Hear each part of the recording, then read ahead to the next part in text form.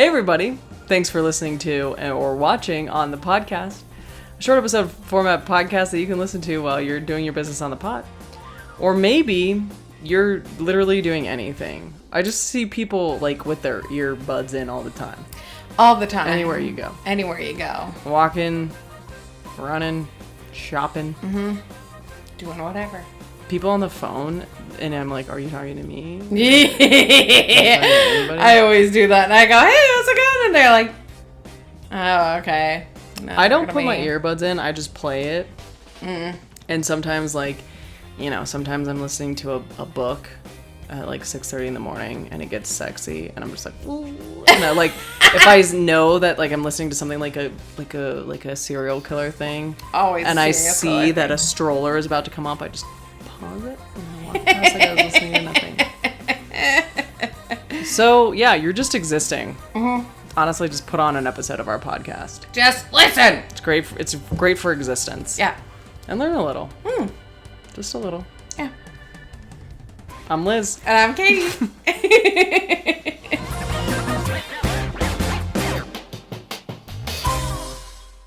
Hey, Liz. Hey, Katie. What are we talking about today? Oh, I'm excited about this one. I've been feeling a bit nautical. Okay.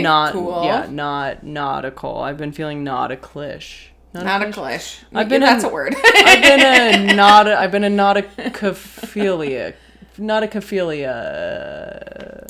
I've been practicing nauticophilia. Nauticophilia and nauticalish. Nauticophilia. Never looked up any of those words, and hopefully it does not mean something horrifying. But basically, I've been into boats, the ocean, rivers, ships. Yeah. I mean, is the time for that. It's hot. It's hot. You get outside. You want to go near water. I'm a water fiend. I get it.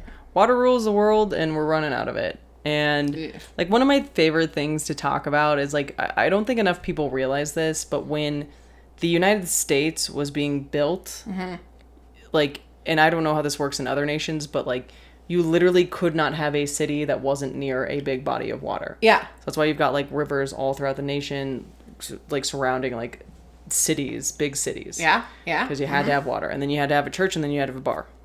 And a railroad. Saloon. And then the railroad followed all of that.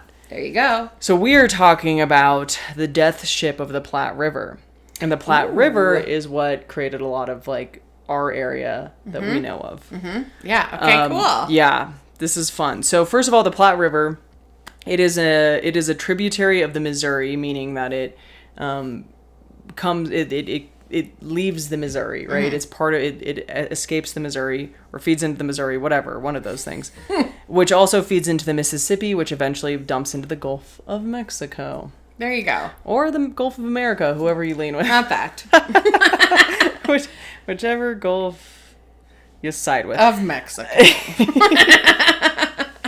Now, it's formed east of North Platte, Nebraska. Mm-hmm. Have you ever been to North Platte? Yes, because I think it was the Platte River was flooding when I was a reporter in Cheyenne, Wyoming. I went to North Platte for a day. Oh, yeah. Mm-hmm. So if you're heading to Nebraska, you're going to end up in North Platte. It's not too far into the border, coming from the west into the east. And at North Platte, Nebraska, it's the confluence of both the South and the North Platte. So us out here in Colorado have the South Platte that meets up with the North Platte. It's all the Platte River. And if you choose to, you can tube down the South Platte just outside my door. Literally just a stone's throw away, the Platte is running that way.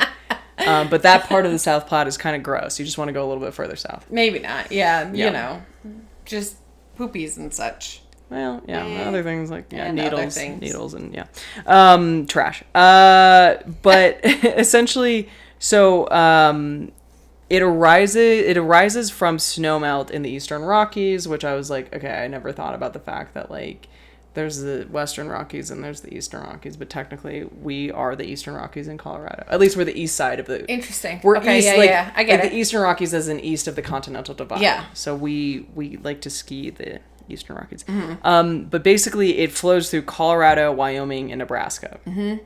It's about 1,050 mile flow. And it has an average, this is my favorite part about the South Platte, or of the Platte River. It has an average depth of 6 inches to 4 feet. It is not a deep river. Raging. It is not a deep river. And it is known for being a shallow kind of braided river. Like, it is a very, very low river. Yeah. Now, mind you, as of very recent, the Venice, Nebraska had 10 feet, 84 inches. Oh. But you know, like, whenever you've been in the Platte, I've been in the Platte, like, you're standing up. Yeah. And you're, like, your head and most of your body is above water. So. I've seen people kayaking in the Platte. You can absolutely kayak in the Platte. You can tube down it, but, like, bear in mind, you fall out of whatever, like, thing that you're in, you're going to be just fine. Yeah. You're going to be just fine. Man, you can drown in 6 inches of water. You sure can. Yeah, I mean, I think Whitney Houston must have had just a couple inches, you know. Anyway, that's neither here nor there, except it's kind of here and sort of there. Because it applies to this ghost ship. So so there are 3 accounts that I'm going to give you of this ghost ship, and there were only 3, as far as I know. And the first one, it was in 1862. Leon Weber, he was an Indian scout, and he was building a log cabin for his future wife and himself along the Platte River, about 6 miles southeast of Guernsey Dam. Okay, Nebraska. Wyoming. Oh, Wyoming. all right. All of these accounts are in Wyoming. Okay. Yeah. Okay. On September 12th, he took a break and looks up, and he sees this fog on top of the surface of the Platte River. Mm-hmm. And he's like, oh, I wonder what that's about. So he goes towards it, and he sees this ancient sailing ship. Crazy, right? Now, mind you, like, ships would go down the Platte in the 1800s, but, like, nothing like this ancient sailing ship. Because, again, you have a depth of 10 feet at the most. Yeah. Right? Like, boats just aren't going to be buoyant. Like, big boats like that just aren't going to be buoyant. Yeah. And on top of it, it was covered... So, again, this is September. It was covered in frost. Weird. Yeah. And he could hear, like, faint crew noises. And then he saw, like, sailors on this ice-covered deck. They were staring at him, and they weren't moving. They were just all together, not moving, staring at him. Oh, no! Oh, get out of there, man. Yeah, stop looking at them. Don't look into their eyes! He did. No. And suddenly, everything goes silent. And the boat just stops.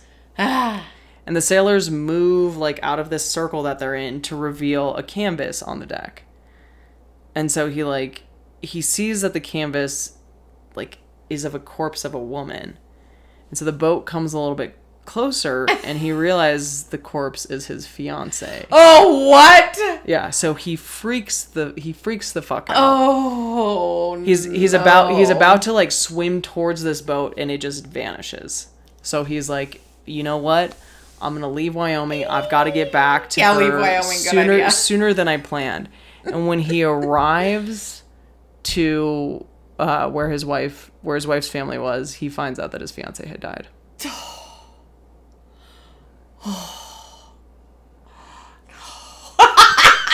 Yeah. Oh, yeah. Yeah. Okay. That just gives me the biggest heebie-jeebies. Yeah. All the heebie-jeebies. Yo. Yeah. Well, hold your like heebies and save your jeebies for a little bit more. It's like a ghost story that you tell around the campfire. Yeah, well, yeah, we'll talk about that, I guess.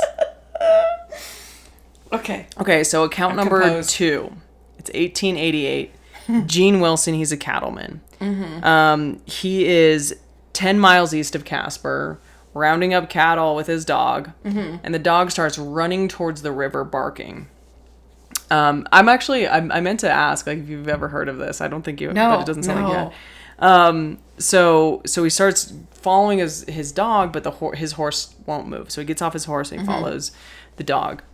And he sees a fully rigged sailing vessel just anchored in the Platte River. And it was covered in ice, and he hears the captain order to the crew, "Let down." And stay up.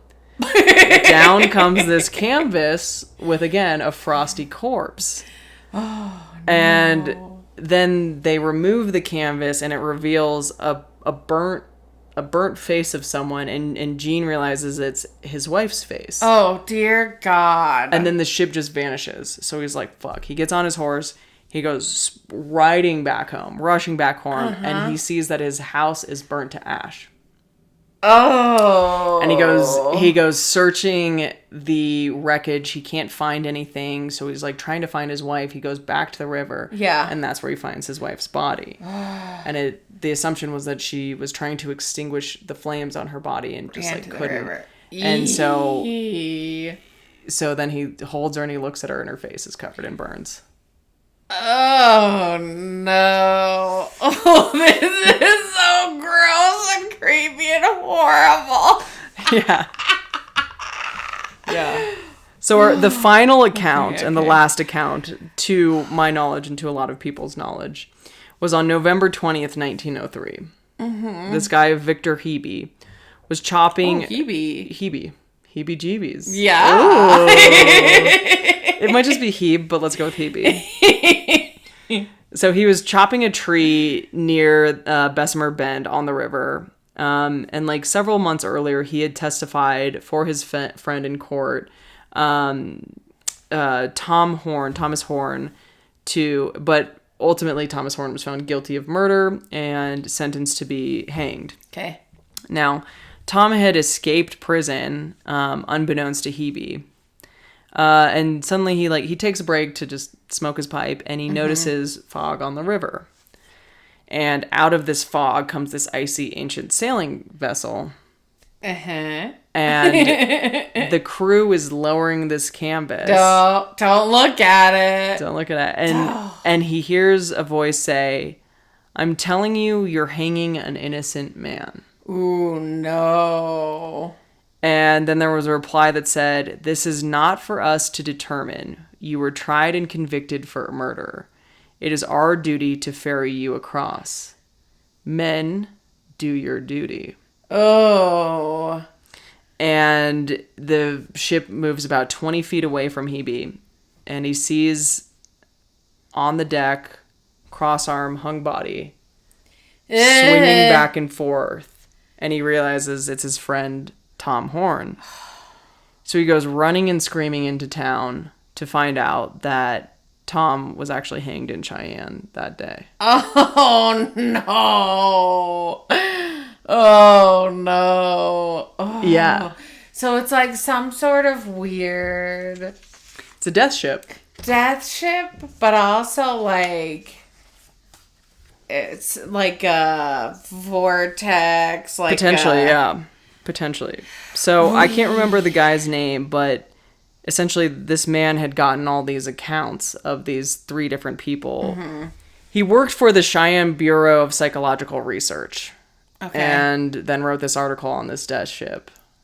For the Wyoming Tribune Eagle? I don't know. But yeah, so he had those three accounts, and that was that. And so the question is, was it real or is it urban legend? Yeah. Ooh. I always wonder about stuff like that. Like when it's that far back. Yeah. I mean, there has to be some grain of truth to something, sure. Right? Like, how do you make a story up like that? I mean, unless this guy was truly just not actually interviewing these people, just making up a whole story. Well, but yeah, I mean, true. Like, it makes me wonder, because Wyoming is so like sparse and desolate and spread out, that it makes me wonder, like. Well, those 3 locations, I mean, they're pretty far away from each other. Yeah. In Wyoming, yeah. And just all along the Platte. Yeah. And only in Wyoming. Yeah. Hey, man. Wyoming. Not my cup of tea. Yeah.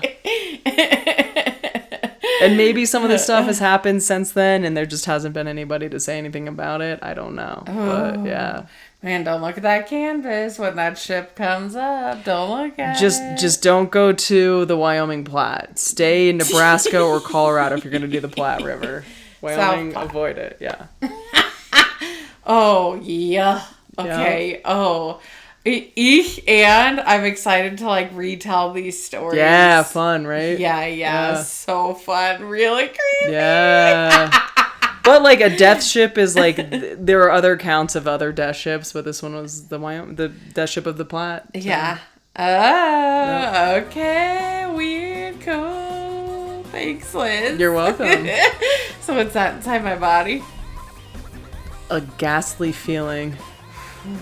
Ooh. And a little bit of knowledge. Okay. See you next time. Bye.